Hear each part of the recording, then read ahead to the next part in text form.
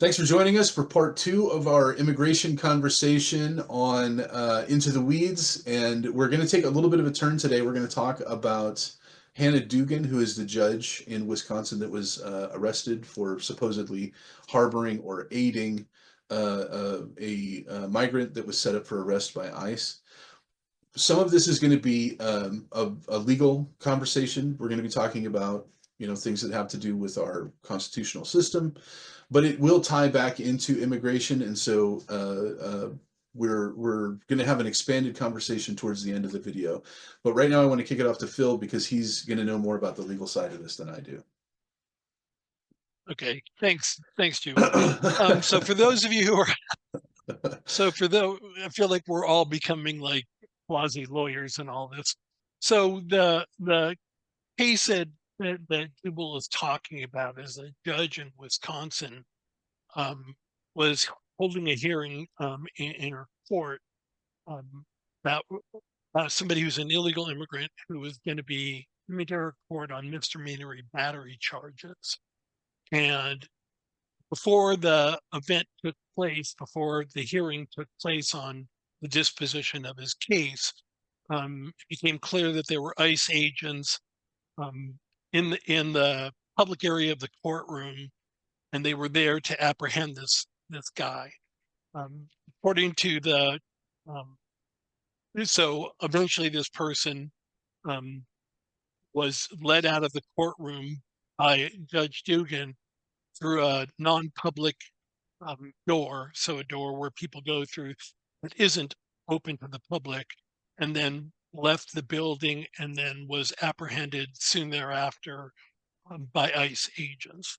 And so about a week later, Department of Justice charged her with obstructing justice and um, impeding an investigation or something like that. Those were the charges against her. And so the question is the legal question involved is whether or not what she did constituted a crime. I mean, Jubal, is that a fair characterization of? Sure, I think that you're blunting some of the hard edges a little bit, which is that this guy was in court. This is not a good guy. This is a guy who was in Okay, court. wait. We This have is to stop with the not a good guy stuff. this is a All guy who what was we in court for beating two people unconscious all and we for know is what he's been charged with. okay. People have to So we have to get away we from all the idea of we also calling know that's fine. we That's fine. okay. This So these were the charges. The charges were he beat two people unconscious. That was the charges. okay, The he was let out through the jury exit, which is a non, correct. like you say, is a non-public. Non-public. And then that as he exited the building, the ICE officers chased him down the street and arrested him on the street. Right. Right? I don't know what hard edges I'm smoothing around. I'm just trying to stick You with said you said facts. mis you said misdemeanor battery, which is a That minimization I believe that's the actual of the charge. charges. That's fine. I believe that is the He actual also charge. he also I if I'm understanding correctly has been convicted of beating his wife. Is that Again, correct or is that not correct? I don't know about his past Okay. history. I'm looking at And I'm looking at the facts of the case that were brought up by virtue of her arrest. okay, That's the part I'm interested in. fair enough. And then she decided she wanted to protect him. We don't know what she wanted to I do. don't That's I don't part of understand I don't understand why she would let him out of a non-public entrance when the ICE officers were clearly there to take him into custody. She decided to get in the way of that and prevent them. She took them out into the hallway and had a conversation with them about how they didn't have a proper warrant, even though they did. they And then they by the way, they had an administrative warrant. They did not have a judicial warrant, just so does, you know. does that mean There that is they did not have a proper warrant? They were not they did allowed to not have a arrest him? they did not have a judicial warrant.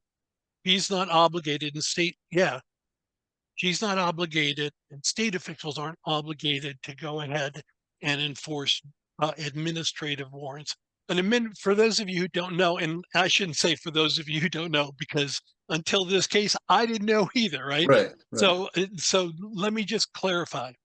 A judicial warrant is one that's issued by a judge based on probable cause. So in this case, the government comes to the judge and says, we have probable cause to believe that a violation has taken place. The judge listens to the So evidence. these are the ones that law enforcement officers get when they knock a door down, right? That's a Correct. judicial warrant. Correct. Okay. Exactly.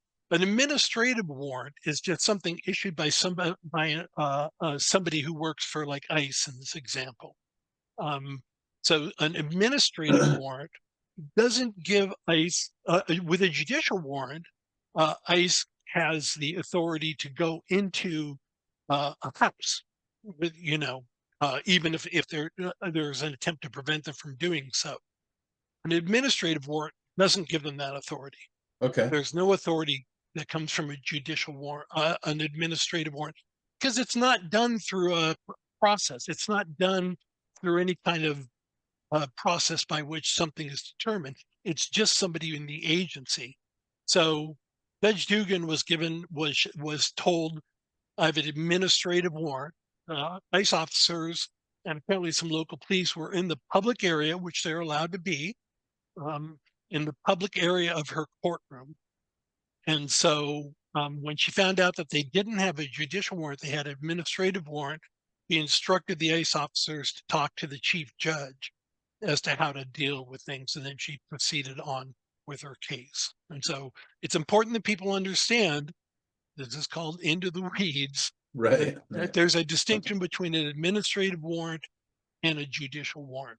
And administrative warrants, state officials, judges are not bound by administrative warrants. They are bound by judicial warrants, no question about that.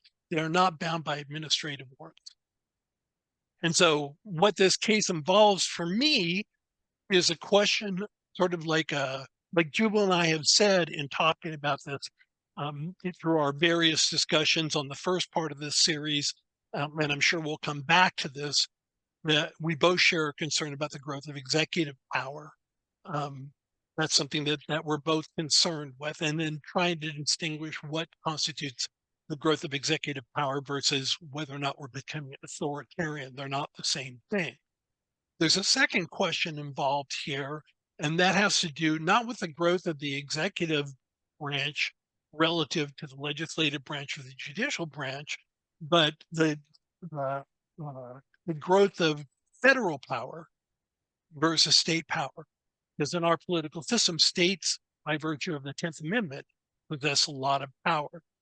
And so for me, this is what this case involved. So it is accurate to say, and I'm sure the prosecution will argue, that they had a valid administrative warrant and that Judge Dugan interfered with the federal law enforcement in exercising that administrative warrant. The problem is that and what the defense will argue is that administrative warrants are civil and lack the force of judicial warrants. So there's no legal duty to assist ICE in enforcing them, right? So that's going to be one of the big questions. What were her obligations by virtue of knowing that they had an administrative warrant? Again, the prosecution is going to argue that the actions that she took were not judicial in nature. She wasn't acting as a judge. Instead, she was interfering with the executive branch, and she was actively facilitating evasion, which would not be within her scope as a judge.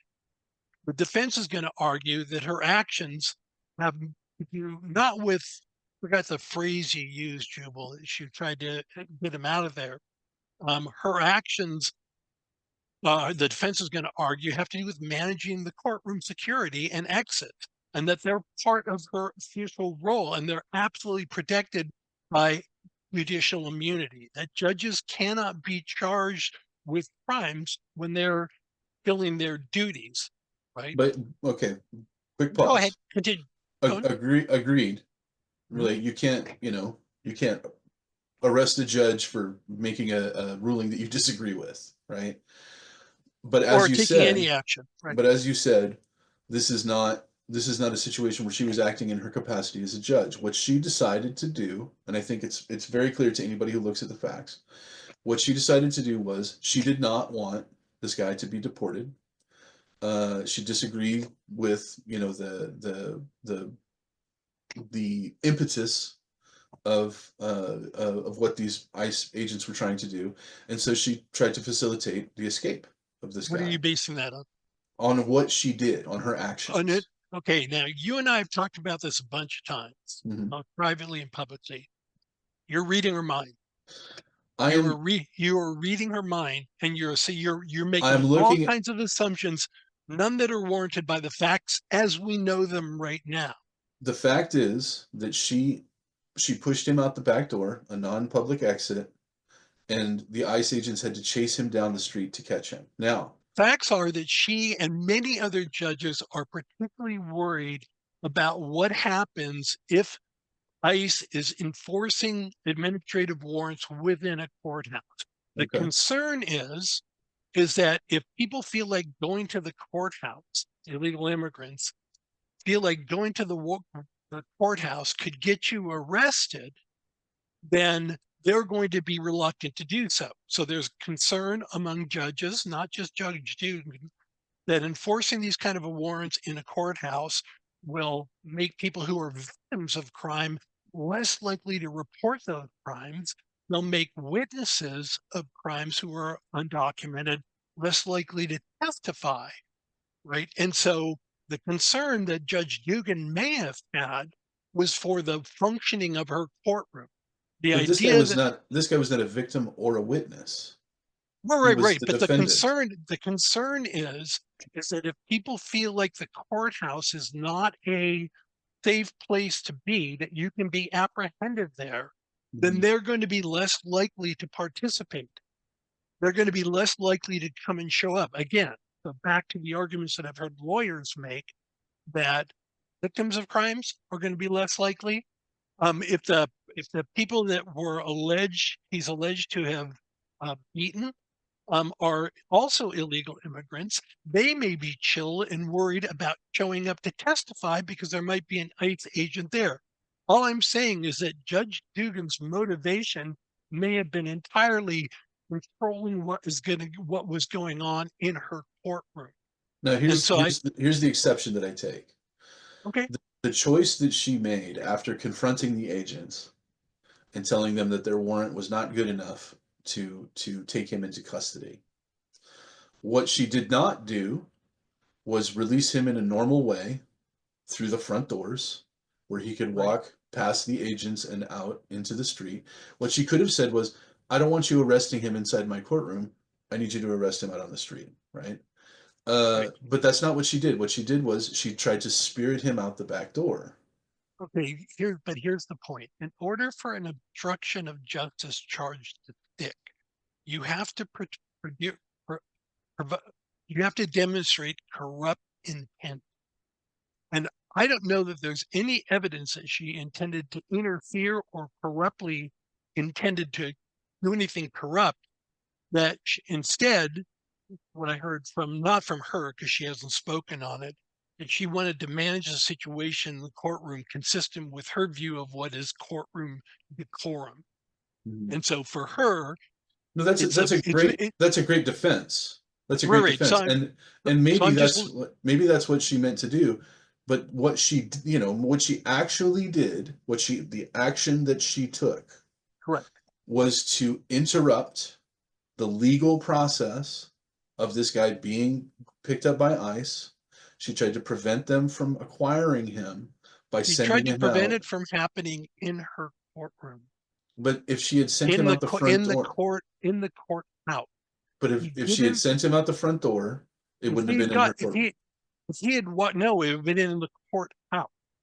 If he had walked out the regular door, he would have been apprehended in the courthouse, and that's exactly why he didn't want that to happen Is because that what she's she concerned said? about. Again, I'm actually in fairness, no, she hasn't said anything. I wouldn't expect her to say anything at this point because it's still a ripe case. Mhm. But what I'm pushing a bit back on is the idea that this assumption that you're making that she didn't want him to be apprehended or deported. I don't think that's the case. I don't think there's any evidence. But the lawyers that I heard The evidence is interviewed, that she tried to sneak him out. That's the he evidence. he yeah, but there's no dispute over the fact that she let him out a private door. There's no question, a non-public door where they didn't have access. That's not in dispute. The question is why? Why did she do that?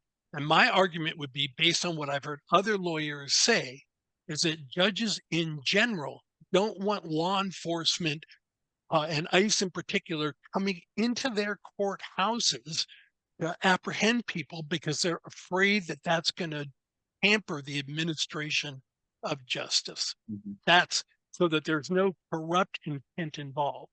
What Okay, she's let's say that that's the best possible explanation, and let's even say that I agree. Let's even say that I agree with you that her intention okay, was not to absolutely facilitate this guy's escape from law enforcement. She wasn't giving him money and, a hat and a wig, right? So right? let's say that she just didn't want it happening in her courtroom. Fine. You want to make that you want In the courthouse. That's fine. My To be clear. problem, my problem with this case is that she sent him out a back entrance, a non-public entrance, which Mhm. led to a foot chase between this guy who was trying to escape and law enforcement agents who were trying to pick him up. And she had a reasonable enough understanding of the situation to know that that's what was going to happen. And that led to an endangerment, not a tremendous endangerment, but some level of endangerment of the public. That same endangerment could have taken place in the courthouse.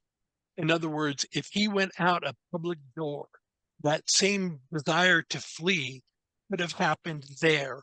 And I think that's exactly what she was I trying to don't think avoid. I don't think that that's reasonable. You have a Why? defendant because you have a defendant who's being held by a bailiff in a courtroom. The bailiff hands him over to another set of law enforcement agents. Okay, There's no chance for him to there just was no take off and bailiff. run. There When was you no send him when bailiff. you send him out Wait, the there back was no door, bailiff holding him. He was with his lawyer and he was free to go. every courtroom has a bailiff. Yeah, yeah, but he wasn't being detained by the bailiff. If he was going to leave, he was If going to leave out the front door in the public area, at which point he would have been apprehended inside the courthouse in a very public setting with a bunch of ICE agents descending on him, right. right?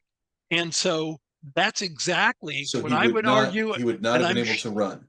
he could have still tried to run, but we don't know what would have happened. I don't know what the setup in the courtroom is. He may Okay. have been quickly apprehended, but we don't know that he would just walk out and lay down flat on the ground. But what Judge Dugan, I think, was motivated by, and what her defense will certainly be, is that he doesn't want those kinds of things happening inside her courtroom, inside the courthouse. And so I think that that's the argument she's going to be make. If So she hasn't made it, that argument yet.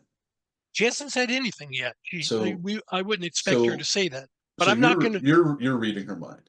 No, no, no, no. I have attributed this about what her motivations might have been to what other judges have said and what other prosecutors and people who are involved in this have said about why a judge might not want um, law enforcement activities to be taking place within a courthouse. And I've heard similar arguments made in terms of ICE detentions and things like that um, for fear of people not That's fine. testifying. If it Yeah, was here's the thing, if it was an administrative warrant, she could have just said, "No, you can't have him," and she, go get the right warrant, and then kept him in the courthouse. again, there was nothing wrong with the warrant they had. Administrative warrants are typically issued by agents within ICE and Um, by officials within ICE. So there's nothing wrong with that warrant. It's just those warrants don't carry the same legal weight so as a was she judicial okay warrant. to was it legal for her to defy the warrant or not? Yeah, she's not obligated legally at all Okay, to. so she can defy the warrant and she can It's take not. She's not defying the warrant. She's not legally obliged to. whatever you want to Um, call it, whatever the verb you want to use is. right. She does not She's not bound by that she does administrative not warrant. fulfill the warrant. She doesn't follow the order of the warrant. She could have kept him there in the courthouse. She could have put him in the courthouse cell, or she could have kept him in her courtroom and Right. said, "I'll keep him here until you get the right warrant, but I'm not going to let him go until this is all done." But that's not what she did. What she actually did was to release him into the public, knowing full well she's not a stupid person. She released him into the public knowing that there would be a foot chase as a result. Again, there's no point in going over this argument. The reality is there could have been a foot chase, as you're calling it, inside the courthouse. He didn't want any law enforcement activity taking place inside the courthouse. That could potentially have a chilling effect on people Okay. being willing to come to the courthouse. And so, again, one of the problems with the obstruction of justice charge, and this is true Mhm. whenever somebody's charged with obstruction of justice, is that there has to be uh, uh, it requires proving corrupt intent. And I have a feeling that her argument is going to be not that there was a corrupt intent, but that for her, managing what happens in the courthouse is her primary obligation. Mhm. Her primary obligation. The Okay. other argument. Go ahead. Well, no, we've got. I don't disagree. Like that. That's going to be her defense, Mhm. right? Of course, it's going to be her defense. And we're going to have to wait to see how this plays out. It'll be interesting to see how it plays out, right? I just think, for my part, I don't even necessarily disagree with her that you don't want ICE people marching into a courtroom and hauling somebody out by their ears, right? I get it. Like I get that. I just think it was an incredibly unwise decision to let him go free through a back door, knowing what was going to happen as a result of that. Like these ICE agents are right here. You know they're going to chase him down as soon as they know you've let him go. It's just to a small degree, not to a great degree, not to a huge degree, but to a small degree, she put the public in danger. And Okay, I think that was a really really bad decision on her part. and again, we can go over this again. You obviously like that argument. It's I'm not nearly as convinced in that because I think you could make a very strong argument that the public is in more danger if that apprehension takes place inside the courthouse. Inside the courthouse, the potential is also there. As a matter of fact, one of the reasons that they apparently wanted to get him inside the courthouse is because they knew that there was no way he would be armed because you have to check in your weapons. And right. so as And a he would be result, surrounded by ICE officers as soon as he walked out the courtroom door. so to me, what I would have liked to see, since the judge is not obligated to at, respond to an administrative warrant, I would have liked to see ICE either have a judicial warrant ahead of time Mm-hmm. and then walk in with a judicial warrant. I think if they had a judicial warrant, if the judge had looked at it and said, yes, we have probable cause to arrest him, I don't think she would have defied that at all. I think it was specifically because it was an administrative warrant. Sure. Um, Okay. and so I, I do recall seeing in some of the reporting that she was notified ahead of time that they let her know that they were coming. They emailed her and let her know that they were coming with a warrant to pick this guy up. So this wasn't just something that happened out of the blue. well, she apparently went out from the reporting I saw. Into the She went hallway, out and into the hallway and talked about them, and then right? referred them to the chief While he was judge. escaping out the back, is that what No, happened? no. Apparently, she was waiting for things to resolve what was going to happen. So we'll have to wait for the final results of Right. that. Um, Timing is important here. just so you know, here's another part of this is that I looked into this and I was trying to figure out how many times have judges been um, charged in this kind of crime. All I could find was there was one instance where a judge was charged with sort of similar behavior.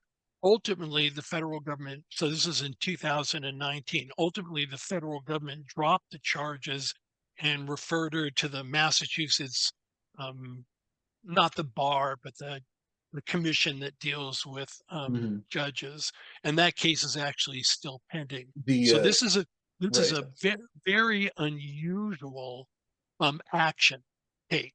So in terms of precedent, the Professional Integrity Board, I think, is what it is. Is that what it is? The but PIB, the Massachusetts Commission on Judicial something something or similar, other. whatever that is. And I Yeah, think yeah. In California, I think it's the PIB. But yeah, whatever. Here's the other interesting thing about this case is that in reading through it, one of the things that I found out is who the lawyers are who agreed to represent her. Mhm. I don't know if you saw this, but No, no. First guy's a guy named Stephen I don't know how to pronounce his name. So Biskupic, Biskupic, Stephen Kupic. So this guy was an assistant U.S. attorney for 13 years, sort of specializing in white collar crime prosecution. Then in May of 2002, he was appointed a U.S. attorney, the Skupik, U.S. attorney for the Eastern District of Wisconsin by President George W. Bush. So this guy, and he served in that capacity throughout the Bush administration until Obama came into office, and then like U.S. attorneys change out. So this guy is Republican.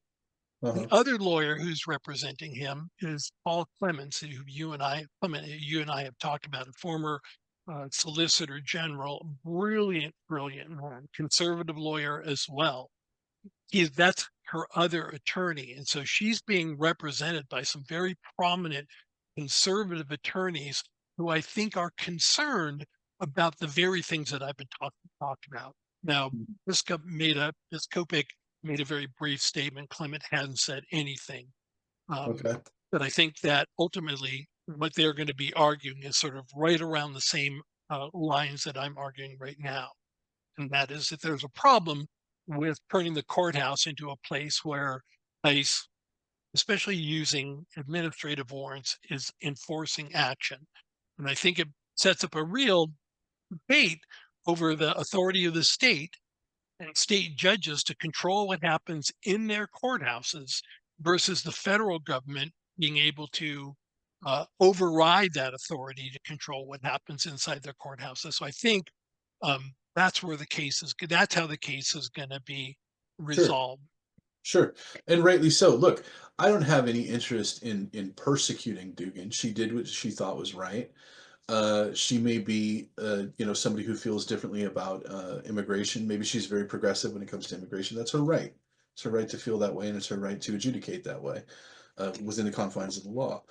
Again, I don't want to burn her at the stake, but I do think it was a tremendously bad decision. Now, all things aside, my prediction is that she's going to be let off the hook. That this is going to be a cautionary tale, right? That they're not going to go to ground and like do everything they can to try to destroy her. I just don't think that that's worth it. But as you say, this does bring into clarity a fundamental question, which is in a situation like this, when the federal powers that be have a legal warrant, they have a directive to do something, how much power does a district court have to prevent them from doing that thing? Fair question. I don't know the Right, answer to that question, so it needs to be adjudicated, right? We need to right, figure that out. absolutely. Would it have been better for the ICE officers to wait outside the courthouse? Because I, I, if he had been coming down the steps, they I could have think taken him on the steps, right? I right. mean, is that I believe that the appropriate thing would have been to do on the case of ISIS, if they had the evidence to get a judicial warrant, ideally that would be the way you would go about sure, it. Even then, excuse me, even then, I think judges are reluctant to have the courthouse be the scene of law enforcement activity. Again, because understandable, the chilling effect, understandable. right? And so I think I'm not surprised that you agree with that. Um, so I think ideally, um, once she made it clear that she was unhappy with um, the administrative warrant, sent them off to the judge. And I think they should have rethought their strategy. Maybe it makes sense for them to go in the courthouse if they've got a judge who's compliant and is willing to do that and doesn't have an objection. But once her objection was clear, um, and knowing that state judges are not obligated like a judicial warrant for an administrative warrant, that their best bet would have been plan B. Okay, let's go outside, let's surround the courthouse, let's stay in touch, right? Eventually he's Sure. got to come out. So I think that would have been the best move. My concern is this imbalance between the federal government and state governments. That if what the administration is trying to do is chill the independence of judges, state judges, by doing these kinds of actions. That to me is problematic. We've talked about the imbalance of power between the No, no, federal no. government and I get right, that. I get that. The imbalance of power between the federal government and private individuals. I think that's also true when it comes to the imbalance between the federal government and its law enforcement functions and state governments and judges who don't have those kind of resources. So I I worry about, just like we've talked about in other instances, I worry about any president having that kind of authority to go to try and chill the behavior of state judges. I think a courthouse should be an area that is safe, right, for people. And so I think judges should be allowed to manage their courtroom as they see fit. I agree with you. If she had said, okay, here, sir, let's switch clothes, put on my dress and my right, robe, you know what I right. mean? Put on So some lipstick and she didn't walk take out it of to the court. that. That would have been ridiculous, but no, she didn't obviously take it to that extreme. Right. But I think that there was an element of defiance in her choice. I don't question there's a question of defiance. It's whether she had corrupt intent. I think they're going to have a lot of trouble. Yeah, I don't know how that's a weird term, but Yeah. I mean, what that's I just a do standard in obstruction cases. That I is they're going to the argue it out. They're bar. going to argue it out in court. Right. I agree with you that I don't want to see the kind of the lack of institutional forbearance involved in harassing courts, We right? need to have a little like A little ding. ding ding ding. Uh, Exactly. we I don't want to see district courts getting steamrolled by the federal government when they just come in and say, yeah, we're going to do whatever the hell we want. Agreed, 100%. Right. All of this case, 100% of this case for me comes down to her choice to scoot the guy out the back. I think it was a bad decision on her part. And if you look at it, I think that the way that it went, look, the officers came, they sent her an email, said, we're coming to pick this guy up. They came to her front door. They said, we're here to pick this guy up. Here's the warrant. They weren't trying to stifle her or shut her down. It wasn't until after she made the choice to let the guy go and they had to run him down that they all kind of scratched their heads for a minute. And it was a week later that the charges came out, if my understanding is correct, if the timeline is Yeah, yeah. correct. So that's a week is enough time for it to go up the chain and back down, where they say she did what? Okay, then yeah, this is there was a clear, like I say, there was a clear element of defiance to her actions, and there didn't need to be. She didn't need to be as defiant as she was. Now, that leads me to believe that this is probably, for her, this is at least a little bit political, right? She's a progressive judge. I got to feel like there was a little bit of I have politics involved in this. I have no idea about any of that, and neither do you. When you If make when you all you make have to those do, kind of when you you make those look at kind her of work history, look at her I'm not gonna look at her work and history. her convictions. I'm gonna go ahead and assume that judges are making decisions based on the law as they understand it. Absolutely. Right. I am going to make the So decision. I'm going to make the assumption that judges are, I'm not gonna read her mind. I'm gonna wait I for the think, evidence I and think see nobody's what perfect. happens. And I'm sure all the evidence will come out. I don't Yep. think she's going to be strung up. I don't think she's going to be persecuted. I think she's going to get her job back, honestly. And The other there's going to be a lesson learned here, and there's going to be a different, to your point, I think that there's going to be a different tactical approach in the future by ICE officers who say, okay, we know he's going to be at the courthouse, but we also know from history that that's a bad place to pick things up. So maybe at the end of all of this, even though I disagree with her choices, maybe the outcome will be a good one. Yeah, we'll have to see. Thanks for joining us for this episode, and we'll see you next time. Take care.